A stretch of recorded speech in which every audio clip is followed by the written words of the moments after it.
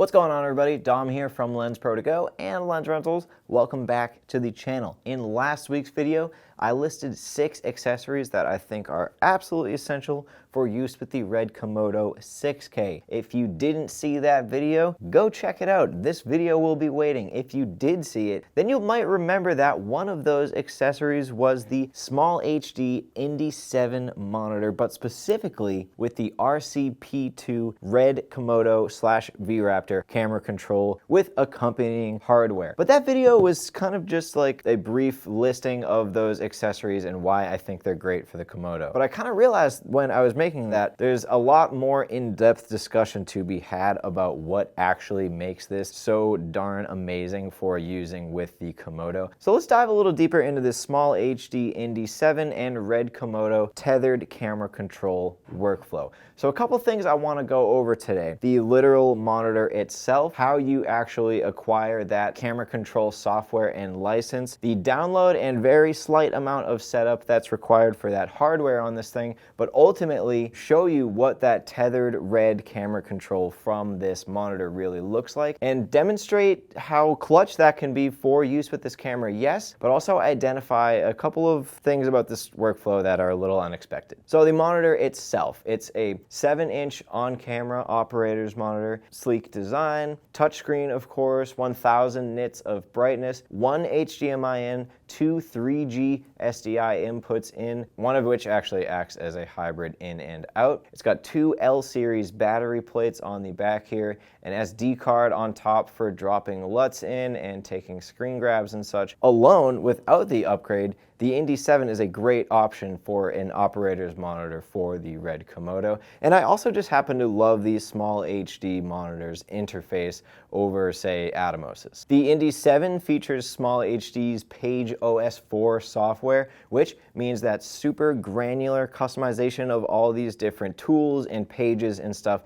that we've come to know and love from SmallHD, which now include these awesome quick access custom buttons, and I'll chat about how I have mine set up here in a second. So that's nice and all, but honestly, I probably wouldn't be talking about the Indie 7, no offense little guy, if it wasn't for this awesome feature. For the Indie 7 and Cine 7 monitors, SmallHD and RED collaborated on a license-based software that allows for full tethered camera control to the RED Komodo and V-Raptor camera bodies called RCP2. Now, if you've used the Komodo before, you might understand right off the bat how big of a deal that is, because everyone's heard me gripe about this. I'm going to keep it pretty short. My least favorite thing about the Komodo is navigating all of the menus and settings from that tiny little top LCD right there. I always found myself sort of like awkwardly chimping over the camera to navigate that tiny little postage stamp of a menu. Dom, why don't you use the RED Komodo mobile app to do this thing? Well, that is a fine solution. It's not that bad, but if I can avoid using a mobile app for stuff that's on the camera build, I'm going to. I can just imagine a scenario where like, is camera up yet? And I'm like, oh yeah, like I'm just changing shutter angle. Oh, you see this meme? I would prefer to not look like that on set. More to the point, that's why when I heard of them adding this support, that was so exciting, and why it ended up on the list of accessories that I think are essential for the RED Komodo in last week's video. But as I said before, that video sort of like quickly brushed over the functionality of this thing. But now, as promised, I want to dive a little deeper into like the whole process of like acquiring what you need to get this going, and also the very minimal amount of setup of the hardware and stuff. But more importantly, obviously, I want to show you how greatly this improves the RED Komodo experience. So SmallHD gives you a few options here. They offer an entire kit, including the Indie 7 monitor, RCP2 software license key, and the hardware kit. Separately, say you already had the unmodified Indie 7 monitor and you just wanted to pick it up by the bootstraps. Luckily for you, they have a package that just includes the license key for the upgrade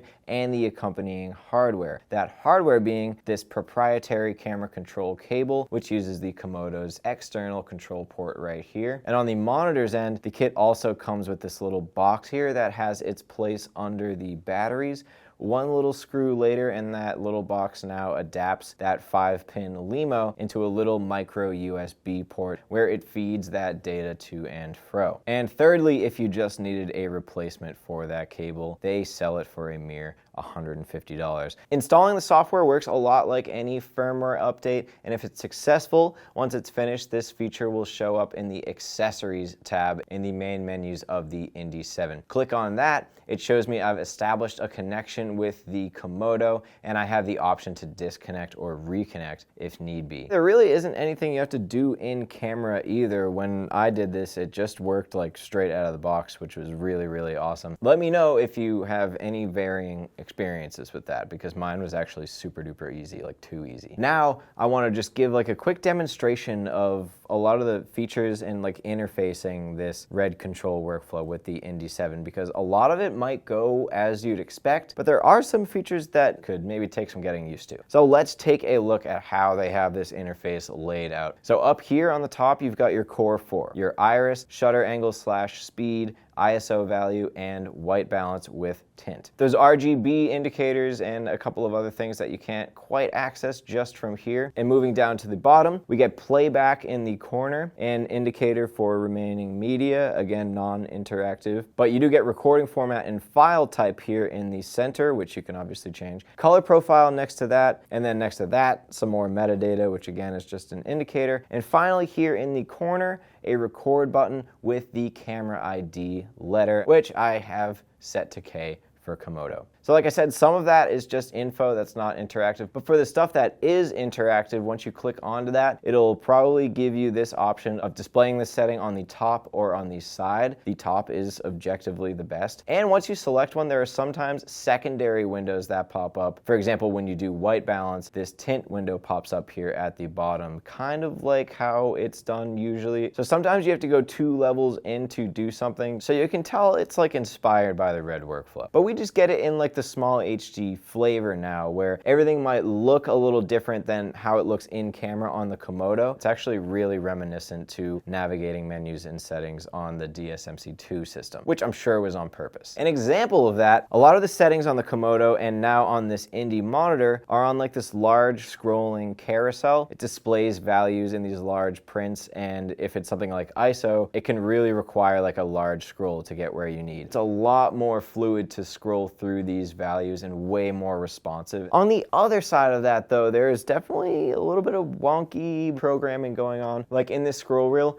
if you give it a little flick scroll to get to the next value, no matter how slow it actually does that, it just automatically keeps the scroll going, which is kind of hilarious, but like could be super annoying. Also, I couldn't get this to happen on camera, but one time when I was doing that scrolling action and then I selected an ISO and then exited out of that menu, those ISO changes were still happening on the top there for like an extra like 2 or 3 seconds. So again, that didn't happen to me on this shoot, but if it did, that would have been like, dude. And doing a quick bit of research on this monitor, I know some people complained about a weird like SDI video out error going on this thing, and it is actually happening on my model too. If you have the Komodo set to output video from the SDI in the 2K DCI mode, it'll actually take like a little strip from the center of the image and just like place it to the very, very left of the monitor. It's not really that distracting, and I could operate like that, but I don't really have any reason to monitor in 2K DCI over just regular 1080, so that's fine. But it's just the fact that there's still like some holes in the programming and the interface and stuff, which can just be a little bit concerning. But Dom, you said fully tethered RED Komodo camera control. Are we just talking about basic shooting specs here? No.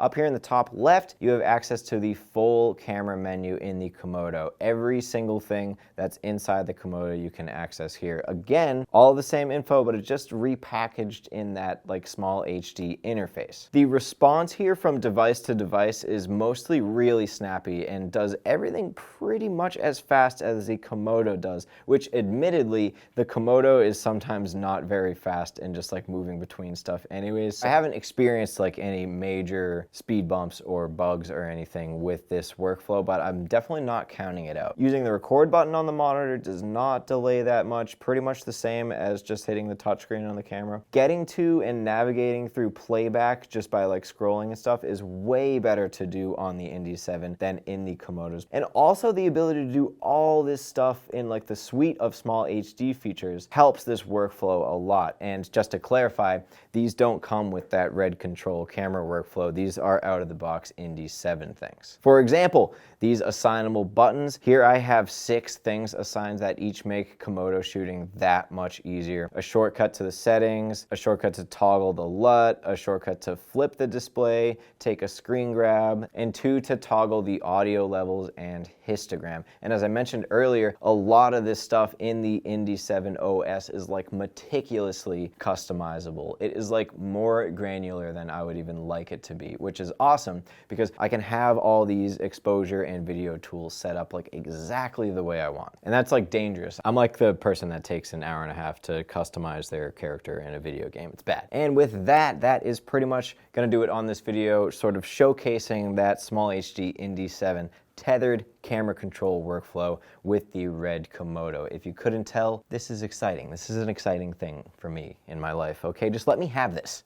Sorry. If you didn't catch last week's video, the inspiration for this video was pretty much found in that one, where I was just listing 6 accessories for the RED Komodo 6K that I think are essential for this thing. But it honestly made me realize that I wanted to do this video and sort of shine the spotlight a little bit more on specifically this thing, because that's really the best part about this rig. If you didn't see that video, I'll put it on the end screen of this one. Go ahead and check it out. If you happen to like this video, you can hit that little thumbs up button down below there. And also, if you had any single solitary question, comment, or insight about this workflow we talked about today in this video, let's make it happen in the comments section. And if you didn't do any of that stuff that I just talked about, what you could do is subscribe to the channel. We are so close to that 100,000 subscriber milestone. Every single sub helps. If you are already subbed, chef's kiss. You can actually hit that little bell button that's next to the subscribe button down there. That will keep you notified whenever we post new